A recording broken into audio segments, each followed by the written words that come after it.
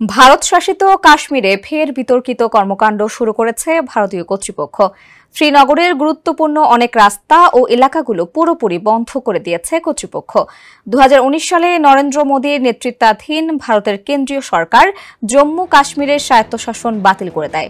এরপর থেকে অঞ্চলটির রাজনৈতিক ও নাগরিক অধিকার চরমভাবে সীমিত হয়ে পড়ে। আগে প্রতি বছর 13 জুলাই কাশ্মীর শহীদ দিবস হিসেবে পালিত হতো, যা সরকারি ছুটির দিনও ছিল। এই দিনটি 1931 সালে ডোগরা শাসকের বিরুদ্ধে আন্দোলনরত 22 জন কাশ্মীরি নাগরিক পুলিশের গুলিতে নিহত হওয়ার স্মৃতি বহন করে। এই শহীদদের স্মরণে ওই অনুষ্ঠানের আয়োজন করা হয়েছিল। এছাড়া অনুষ্ঠানে যোগদান ঠেকাতে মুখ্যমন্ত্রী সহ কাশ্মীরের প্রধান নেতাদের গৃহবন্দী করে রাখে ভারতীয় কর্তৃপক্ষ।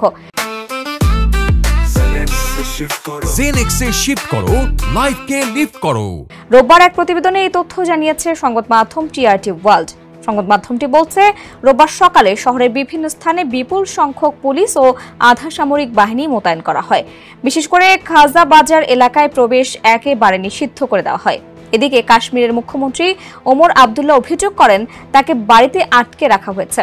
সোশ্যাল মিডিয়া প্ল্যাটফর্ম এক্সে দেওয়া এক পোস্টে তিনি লিখেন, বাড়ির দরজা বাইরে থেকে তালাবদ্ধ, পুলিশ আর আধা সামরিক বাহিনী যেন কারারক্ষী।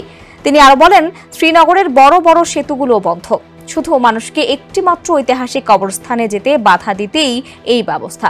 এক্সে এক পোস্টে ন্যাশনাল কনফারেন্স দলের মুখপাত্র তানভীর সাদিক বলেন, 13 জুলাই কেবল একটি তারিখ নয়, এটি আত্মত্যাগ, মর্যাদা এবং ন্যায়ের লড়াইয়ের প্রতীক।